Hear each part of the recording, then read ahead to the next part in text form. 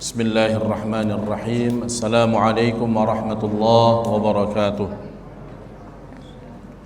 إن الحمد لله نحمده ونستعينه ونستغفره ونستهديه ونعوذ بالله من شرور أنفسنا ومن سيئات أعمالنا.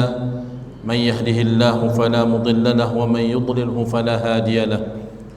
اللهم صل وسلم وبارك على سيدنا محمد سيد الأولين والآخرين وعلى آله وأصحابه ومن تبعهم بإحسان إلى يوم الدين وسلم تسليما كثيرا. سبحانك لا علم لنا إلا ما علمتنا إنك أنت العليم الحكيم. اللهم ألهمنا رشدنا وقنا شرور أنفسنا وبعد. Yang sama kita muliakan dan yang dimuliakan Allah Subhanahu wa taala, jajaran kepengurusan Badan Kemakmuran Masjid Al-Falah, Bapak dan Ibu, orang-orang tua kami, jamaah salat fardu maghrib dan isya insyaallah yang diberkahi dan dirahmati Allah Subhanahu wa taala di malam ketiga dari bulan Safar 1448 Hijriah. Hadirin wal hadirat, hafizakumullah ajma'in. Alhamdulillah, melanjutkan dari kitab Riyadhus Shalihin. Pada malam hari ini kita mencoba membaca hadis Rasul sallallahu alaihi wasallam yang dituliskan atau dinukilkan oleh Al-Imam An-Nawawi rahimahullahu taala. Abu Zakaria Yahya bin Sharaf An-Nawawi, wafat tahun 676 Hijriah, bermadhabkan Syafi'i dan digelar dengan Asy-Syafi'u Tsani, Syafi'i yang kedua.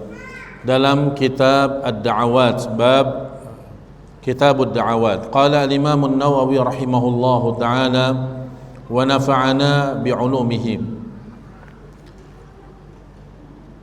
An Zaid bin Arqam radhiyallahu anhu qala kana Rasulullah sallallahu alaihi wasallam yaqul Allahumma inni a'udzu bika minal ajzi wal kasal wa minal bukhli wal haram wa 'adzabil qabr. Allahumma ati nafsi taqwaha wa zakkiha anta khairu man zakkaha anta waliyuha wa maulaha. Allahumma inni a'udzu bika min ilmin la yanfa' wa min qalbin la yakhsha wa min nafsin la tashba' wa min da'watin la yustajabu laha. Rawahu Muslim.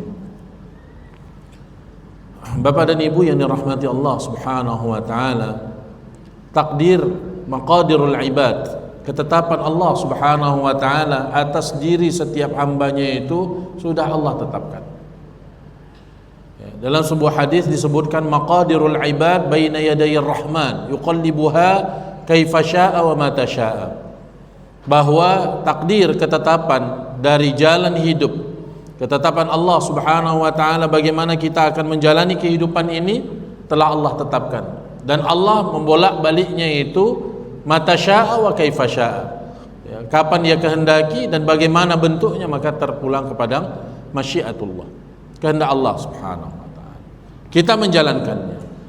Hanya saja Rasul sallallahu alaihi wasallam mengajarkan kepada kita sebuah senjata. Ya. Tentu kalau Rasul sallallahu alaihi wasallam dan Allah Subhanahu wa taala mengajarkan kepada Rasulnya sebuah senjata, sebuah alat, maka ini menjadi penting, ya, untuk kita persenjatai pula diri kita dalam menjalani hidup dan kehidupan kita. Karena kita tidak tahu apa yang akan terjadi ke depan, bagaimana hidup dan kehidupan kita ini. Apa senjata itu? Adalah doa. Dalam hadis sahih Rasul sallallahu alaihi wasallam bersabda, "Ad-du'a silahul mu'min." Doa itu adalah senjatanya orang-orang yang beriman. Kita terkadang tidak mampu, bukan terkadang, bahkan di dalam setiap kesempatan kita tidak mampu, ya, mengendalikan hidup dan kehidupan kita, betul tidak? Ya, bagaimana anak-anak kita sekarang ke depan ini? Nah, ini ada mahasiswa Madinah, Universitas Islam Madinah Al-Munawwarah, ada 2 orang di depan ini.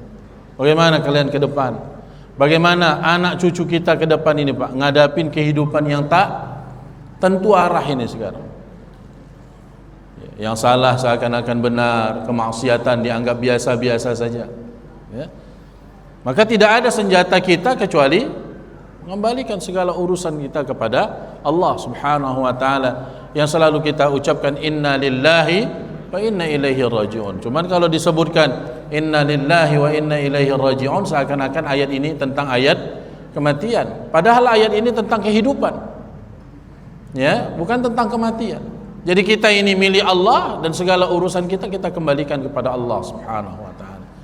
Dalam hadis diriwayatkan oleh Imam Abu Dawud dan hadisnya adalah hadis sahih, Rasul sallallahu alaihi wasallam bersabda, la yuraddul qadaru illa du'a. Ya, tidak merubah takdir. Jadi takdir kita ini bisa berubah, bisa. Apa yang merubahnya? Caranya bagaimana? Adalah doa pada Allah Subhanahu wa taala. Ud'uni astajib lakum. Itu janji Allah. Minta kepadaku, aku kabulkan, aku ganti apa yang kau inginkan. Hanya saja terkadang Bapak dan Ibu sekalian, permasalahan kita dalam doa ini, kita tidak penuh berdoa kepada Allah. Kata Imam Ahmad bin Hanbal rahimahullahu ta'ala, Allah akan kabulkan doa seorang hamba itu manakala doanya itu penuh pada Allah. Hanya saja terkadang kita berdoa, kita belum penuh doa itu kepada Allah. Artinya meminta dalam hati kita. Kalau ada masalah dalam hati kita, kita berdoa, ya Allah, ya Rabb, kita mengucapkan doa, tapi dalam hati kita, habis ini ku jumpailah orang ini, mungkin dia bisa bantu. Habis ini ku buatlah begini, mungkin nanti dia bisa bantu. Padahal kita sedang berdoa kepada Allah Subhanahu wa taala, sedang bermunajat. Bagaimana dengan kita? Walillahil matsalul a'la. Bagaimana kepada kita? Kalau ada orang yang minta tolong sama kita, tapi kita tahu bahwa dia akan minta tolong juga sama orang lain, apa kita bilang? Udah kau minta tolong aja lah dulu sama dia, nanti kalau belum bisa sama dia baru sama aku, kan itu kata kita. Bagaimana dengan Rabbul Alamin? Walillahil matsalul a'la. Ketika kita meminta, tapi ada di dalam hati kita, kita masih berhajat kepada manusia. Maka kata Imam Ahmad tadi, kalau sudah bulat permintaan itu kepada Allah, Allah pasti akan kabulkan. Nah, oleh karena itulah Rasul sallallahu alaihi wasallam mengajarkan banyak sekali al-mu'awwidzat, ya, doa bagaimana kita berlindung kepada Allah Subhanahu wa taala. Dari apa? Dari kelemahan kita, dari kekurangan kita, dari berbagai macam yang disebutkan oleh para ulama dengan al-mu'awwidzat. Doa-doa Rasul sallallahu alaihi wasallam yang Rasul minta berlindung kepada Allah Subhanahu wa taala. Kalau Rasul sallallahu alaihi wasallam saja berlindung, bagaimana lagi dengan kita? Nah, di antara doa yang masyhur, di antaranya diriwayatkan oleh Anas bin Malik dan dalam kitab Riyadhus Shalihin disebutkan dari Zaid bin Arqam radhiyallahu anhum ajma'in, bahwa Rasul sallallahu alaihi wasallam berdoa dengan doa yang masyhur. Allahumma inni a'udzubika minal ajzi wal kasal. Di dalam riwayat ini, dalam riwayat yang lain, Allahumma inni a'udzubika minal hammi wal hazan. Ya, ada beberapa riwayat tentang ini. Dari Anas bin Malik riwayatnya, Allahumma inni a'udzubika minal hammi wal hazan. Dalam kitab Riyadhus Shalihin ini dinukilkan kepada kita dari Zaid bin Arqam, Allahumma inni a'udzubika minal ajzi wal kasal, langsung kepada al-ajzi wal kasal. Ada 4 hal yang Rasul sallallahu alaihi wasallam sebutkan. Allahumma inni a'udzubika minal hammi wal hazan. Ma huwal ham? Apa itu al-ham? Al-ham itu adalah rasa khawatir, ya, di dalam hati kita, tapi kita tidak mampu mengendalikan apa yang kita khawatirkan itu. Contoh, misalnya anak kita pergi merantau menuntut ilmu, pergi mereka. Ketika kita lepas dia katakanlah di Kuala Namu, ya, naik pesawat atau naik dia ke atas kapal, nampak kita pesawatnya sudah mulai terbang, ya, atau kapalnya mulai berlayar, kita sebagai orang tua apa yang bisa kita lakukan, Pak? Hanya mendoakan semoga sampai ananda ke tujuan, sampailah mereka kepada tempat dengan selamat. Namun hati kita selama belum ada kabar dari dia, apa yang terjadi? Gundah. Gimana, ya, mereka nanti di sana apa? Ini alham. Ada rasa kekhawatiran yang kita tidak mampu mengendalikannya. Khawatir kita seperti yang kita hadapi sekarang, kehidupan kita saat sekarang ini, ya. Bagaimana anak-anak ini ke depan dengan banyaknya maksiat yang tersebar di tengah-tengah umat, ya. Sehingga ada kekhawatiran, tapi kita tidak mampu mengendalikannya, tidak mampu kita menguasai keadaan itu. Maka inilah yang disebut dengan Allahumma inni a'udzubika minal hammi. Ya Allah, aku berlindung kepadamu dari rasa khawatir yang berlebihan pada sesuatu yang aku tidak mampu, aku kembalikan kepadamu ya Allah. Wal hazan, al hazan itu adalah rasa sedih, sedih karena kehilangan. Ya. Di antaranya al hazan itu disebutkan juga adalah sedih karena mufaraqatul hayah, ya, anil ahbab, ya, berpisahnya kita dalam kehidupan ini dengan orang-orang yang kita cintai. Misalnya meninggal, la qadarallah, meninggal mak kita, ayah kita, atau orang-orang yang kita cintai, menangis. Rasul sallallahu alaihi wasallam menangis ketika digendongnya Ibrahim, satu-satunya anak Rasul sallallahu alaihi wasallam dari Maria Qibtiyah, sedangkan anak Rasul yang lain dari Siti Khadijah, karena Rasul sallallahu alaihi wasallam memiliki 7 anak, ya, 4 perempuan, 3 laki-laki. Pernah kita sampaikan juga dalam majelis kita ini, ya, 7 itu 6 diantaranya adalah anak dari Siti Khadijah, 1 dari Maria Qibtiyah yang berasal dari Mesir, ya. Ruqayyah Ummi Kalthum ini menikah dengan Utsman ibnu Affan radhiyallahu anhu, tapi tidak memiliki keturunan. Zainab meninggal ketika masih gadis. Kemudian Fatimah lah yang hidup, satu-satunya anak Rasul sallallahu alaihi wasallam yang masih hidup ketika Rasul sallallahu alaihi wasallam wafat. Jadi ketika Rasul sallallahu alaihi wasallam wafat, Fatimah lah satu-satunya anak yang masih hidup. Sedangkan 3 anak laki-laki Rasul sallallahu alaihi wasallam semuanya meninggal di masa kecil, ya, masih bayi, ya. Yang pertama adalah Qasim, makanya Rasul sallallahu alaihi wasallam dipanggil dengan Abul Qasim karena anak laki-laki yang terbesar dia beri nama Qasim. Kemudian yang kedua adalah Abdullah. Abdullah ini disebutkan dalam banyak riwayat adalah wajahnya yang paling mirip dengan Rasul sallallahu alaihi wasallam. Ya, ini dua-duanya juga dari Siti Khadijah. Yang ketiga adalah dari Maria Qibtiyah, yaitu Ibrahim. Nah, ketika meninggalnya Ibrahim dalam pelukan Rasul sallallahu alaihi wasallam, dalam riwayat disebutkan 4 bulan, ada yang mengatakan kurang daripada setahun, dan rata-rata anak Rasul sallallahu alaihi wasallam yang laki-laki wafat pada masa usia itu. Maka Rasul sallallahu alaihi wasallam menangis. Terlihat tetesan air mata dari mata beliau yang membasahi jenggotnya yang tebal. Ya, lebih tebal dari Ustaz Fikri ini. Lebih tebal. Ya. Setelah beberapa hari baru sahabat berani bertanya, kenapa Rasul menangis? Padahal Rasul sallallahu alaihi wasallam melarang menangisi jenazah. Kata Rasul sallallahu alaihi wasallam, aku larang bukan menangis, tapi an-niyahah.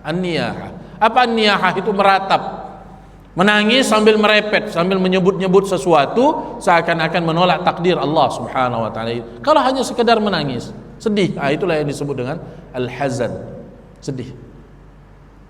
Maka kata Rasul sallallahu alaihi wasallam kepada para sahabatnya, al-ain mutadma' wal qalbu yahzan wa la naqulu 'ala Allah illa ma yurdih.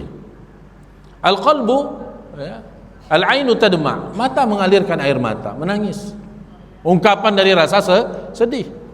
Wal qalbu yahzan, dan hati merasa sedih. Wala naqulu 'ala Allahi illa ma yurdih, dan kita tidak mengatakan kepada Allah kecuali apa yang Allah ridai. Inna lillahi wa inna ilaihi raji'un. Kita milik Allah dan kita kembali kepada Allah. Nah, maka inilah yang disebut dengan hazan. Ada doa yang lain juga masyhur yang juga kita hafal berkaitan dengan untuk menghilangkan rasa sedih, rasa gundah ini, yaitu Allahumma la sahla illa ma ja'altahu sahla wa anta taj'alul hazna idza syi'ta sahla. Jadi hazan, Allahumma inni a'udzubika minal hammi wal hazan wa minal ajzi wal kasal.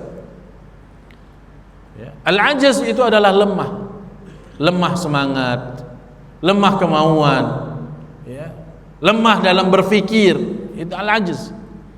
Rasul sallallahu alaihi wasallam tidak menginginkan, ya, umatnya ini lemah. Ya. Kita mau umat ini kuat, kata Rasul sallallahu alaihi wasallam. Makanya Rasul mengatakan, al-mu'minul qawiyyu khairun wa ahabbu ilallahi minal mu'minid dhaif.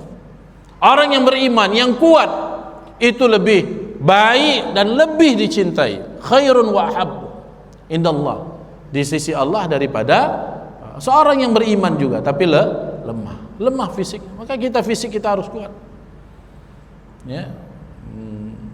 Bagaimana yang kuat? Tidur malam yang betul. Ini nanti malam jam berapa Argentina apa nih?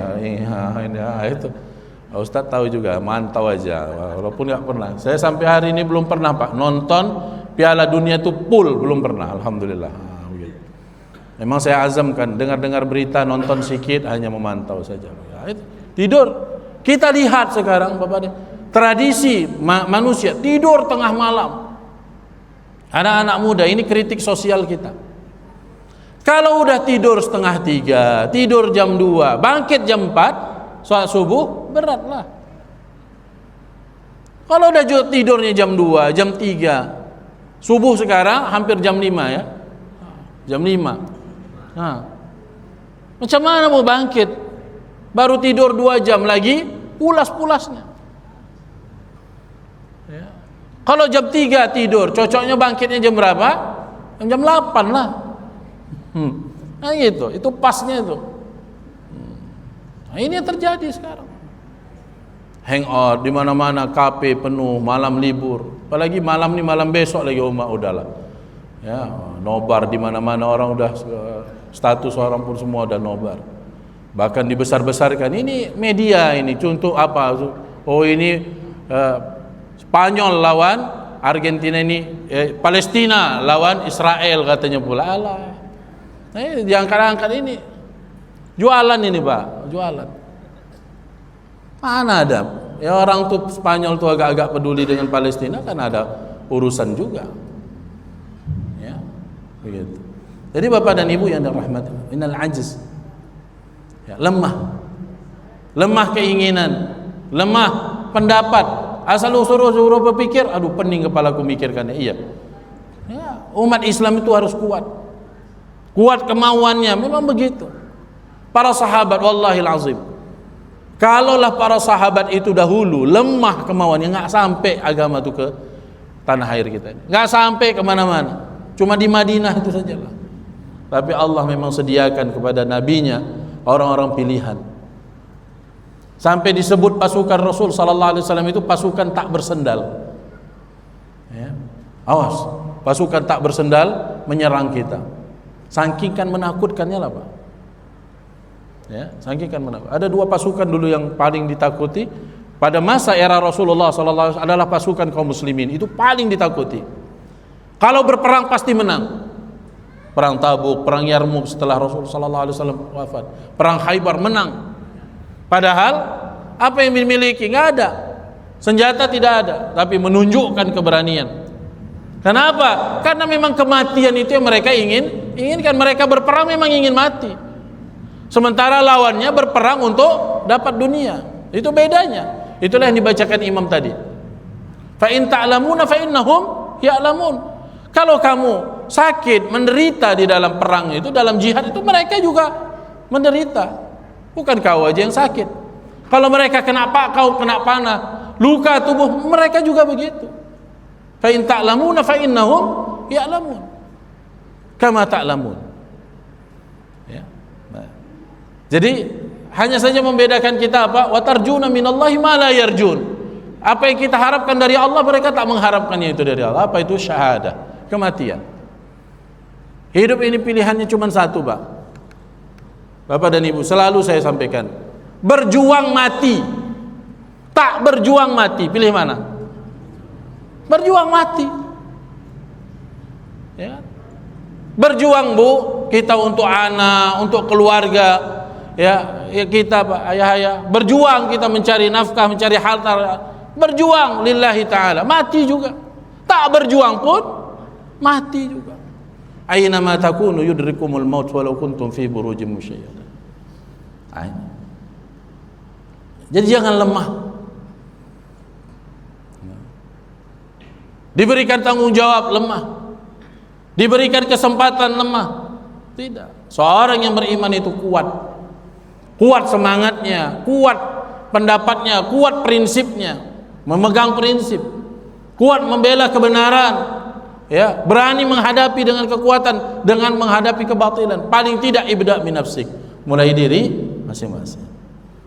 Wa minal ajzi wal kasal, aku berlindung kepadamu ya Allah dari lemah dan malas.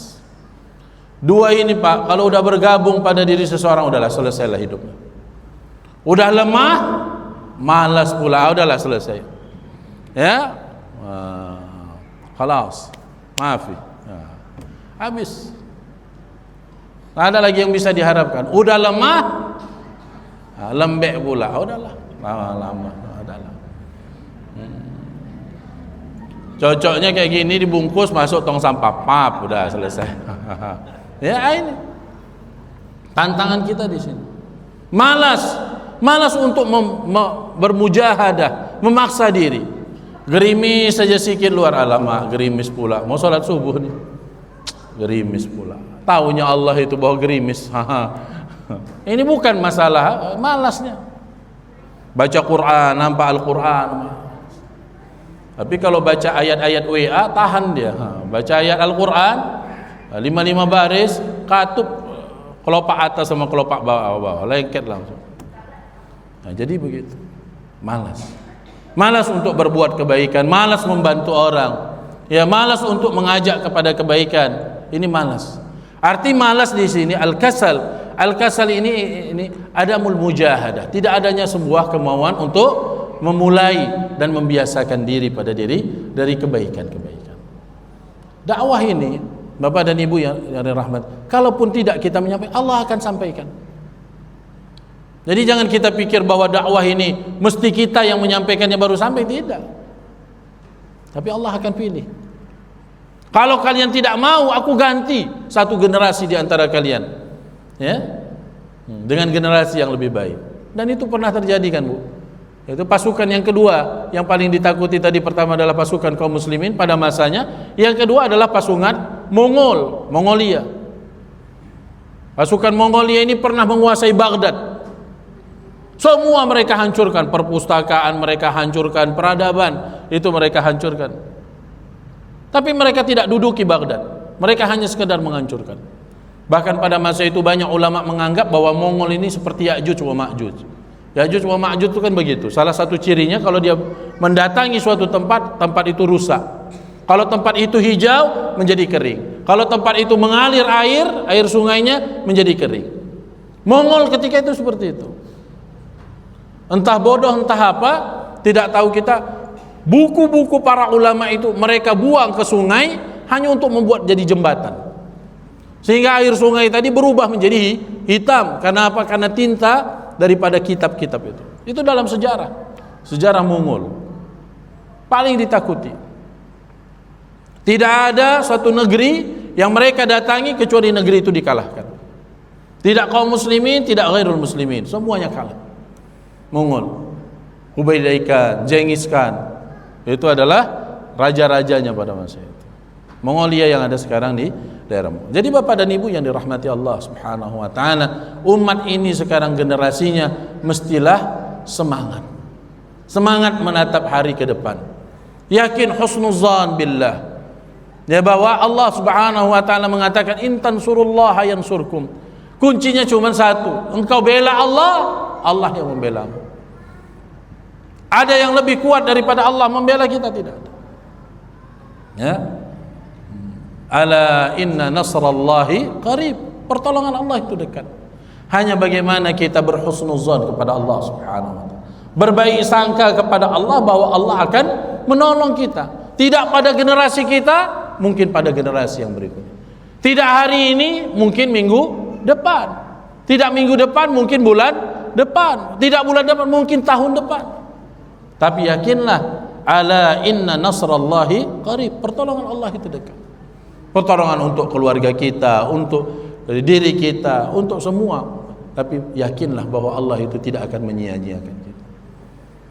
Nah, jadi Allahumma inni a'udzubika minal hammi wal hazan wa minal ajzi wal kasal wa minal jubni wal bukhl. Al-jubn, penakut. Tidak berani mengambil kebijakan. Tidak berani mengambil keputusan. Hidup ini adalah sebuah keputusan. Ya kan, Pak? Menikah itu kan keputusan, Pak. Ya kan? Berani mengambil keputusan. Anak muda yang tak berani mengambil keputusan tak akan nikah-nikah.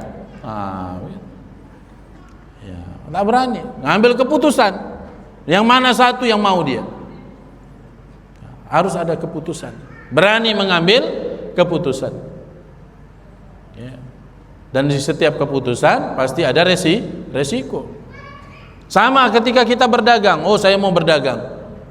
Ya, mengambil keputusan. Berdagang saya di sini, yang saya dagangkan ini. Adalah sebuah keputusan. Dan di setiap keputusan itu pasti ada resiko yang harus kita tanggung, artinya yang harus kita hadapi. Ini al-jubun, penakut. Jubun itu kalau bahasa Indonesianya, bahasa Arabnya apa itu? Bahasa Indonesia itu keju, ya kan? Jubun. Jubun itu mana ada yang keras, ya kan? Lembek deh. Cucuk pakai jarum bisa. Jubun. Allah anta jubun. Kalau di Arab itu udah dibilang Allah anta jubun. Udahlah, ngejek kali loh deh itu. Ente lembek macam, kalau dibilang orang macam pancake macam kue keju. Udah, itu udah ngejek kali lah itu. Kalau di Arab itu. Minal jubun. Jadi jangan ada rasa takut. Takut membela yang benar, bukan takut ya. Kalau kita salah memang kita ada rasa takut. Kenapa? Karena kita takut pada Allah Subhanahu wa taala. Ya, makanya Allah mengatakan innama yakhsyallaha min ibadihil ulama. Ada khasyah. Al-khasyah bermakna al-khauf ma'a ta'zim. Adanya rasa takut yang diikuti dengan mengagungkan. Itulah para ulama. Dia takut kepada Allah dengan mengagungkan Allah Subhanahu wa taala. Ya, jadi al-jubun di sini adalah rasa takut, tidak berani mengambil keputusan, tidak berani mengambil kebijakan. Wa minal jubni wal bukhl, yaitu sifat kikir. Dalam hadis yang juga diriwayatkan oleh Al-Imam Al-Bukhari dalam kitab Riyadhus Shalihin, bab ya fadlul ju' wa khushunatul 'aish, disebutkan bahwa Rasul sallallahu alaihi wasallam mengatakan di antara manusia itu ada yang kikir, pelit, sehingga air pun di dalam genggamannya tak menetes. Bayangkan itu Bapak, tamsilan dari Rasul sallallahu alaihi wasallam. Begitu kikirnya manusia itu, digenggamnya air nih digenggamnya tak menetes dari genggamannya. Ada dahsyat itu. Bukan pasir, air digenggam. Jadi dia bukan hanya pelit pada orang lain, pada diri dia sendiri pun pelit. Begitu. Tidak, Rasul tidak menginginkan itu. Bukan artinya tabdzir, bukan berarti berlebih-lebihan, tidak. Tapi bagaimana kita dapat berbagi kepada orang lain. Ya, bersedekah, membantu orang lain, dan kita tahu bahwa as-sadaqatu tadfa'u 70 babal bala. Bahwa sedekah itu bantuan kita kepada orang lain sesungguhnya kembali pada diri kita, dengan Allah tutup pintu 70 pintu bala yang bisa menimpa diri kita. Sedekah subuh ya, dan sedekah ini sebaik-baiknya bagaimana Bu? Biar banyak asal ikhlas. Gitu. Biar banyak asal ikhlas, itulah sedekah yang terbaik. Karena apa yang kita sedekahkan itulah milik kita. Ya, apa yang tinggal kita pakai usang, apa yang kita makan akan menjadi kotoran, apa yang kita tinggalkan akan menjadi warisan. Ya, itu prinsip. Tapi apa yang kita infakkan di jalan Allah Subhanahu wa taala, Allah mengatakan matsalul ladzina yunfikuna amwalahum fi sabilillah.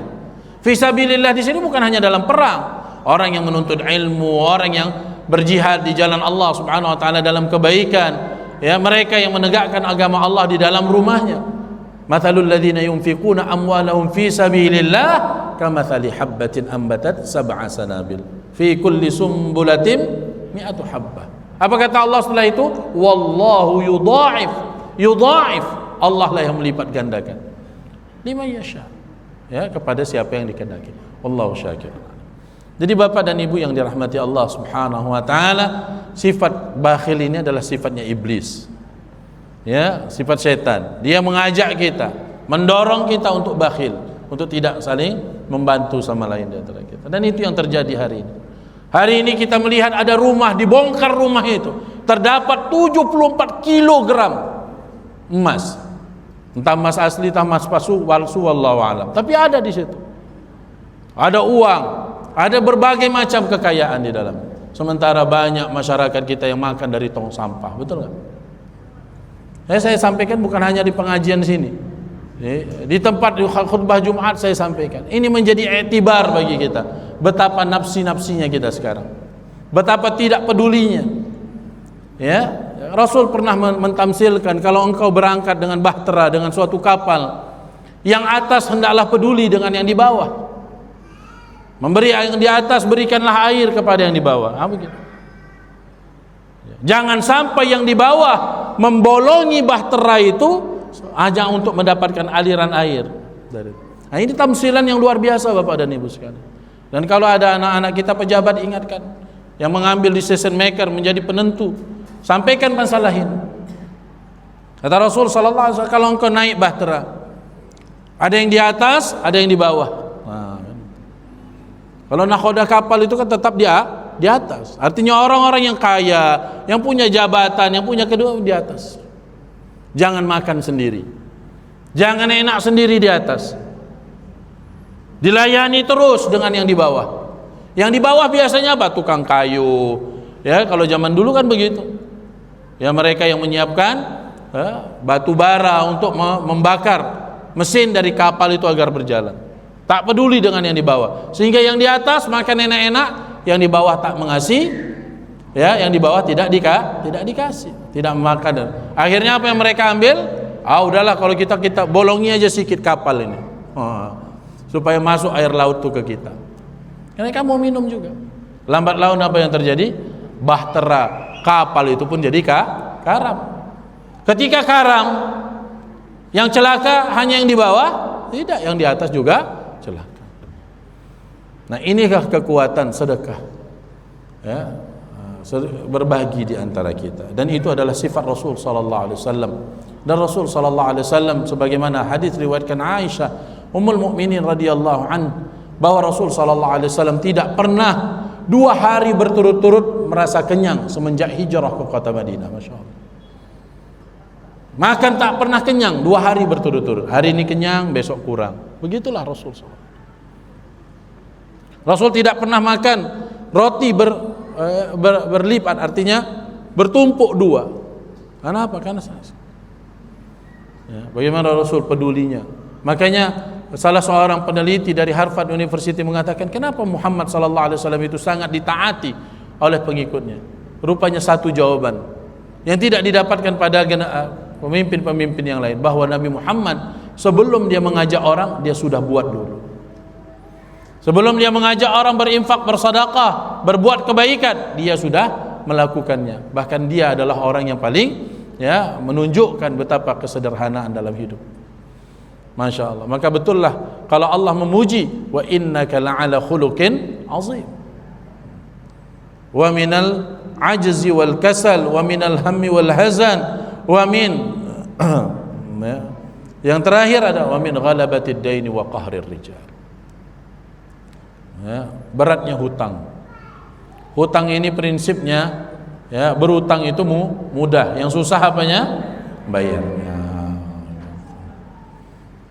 Kalau orang berhutang, jatuh air mukanya kepada orang lain, rendah martabatnya. Itulah kenapa kita tidak boleh tidak boleh berhutang, tapi hendaklah berhutang untuk kebutuhan, bukan berhutang untuk keinginan. Nah, itu beda.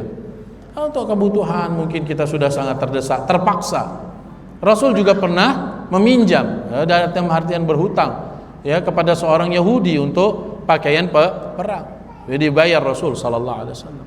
Dan hutang ini, itulah disebut dengan hutang itu dibawa mati.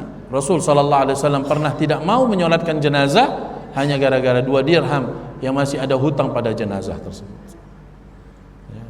Sehingga Utsman bin Affan dalam riwayat mengatakan, ana atakaffalu ala dainihi ya Rasulullah, aku yang menjamin hutangnya Rasul. Itulah kenapa di kita pula dibuat tradisi sebelum jenazah dibawa untuk disolatkan, diumumkan oleh ahli waris bahwa kalau ada hutang piutang daripada ayah kami ini atau mak kami ini, maka kami yang menanggungnya. Berpindah dari situ, karena hutang ini tak pernah selesai kecuali dia dilunasi, dibayarkan masa hidup.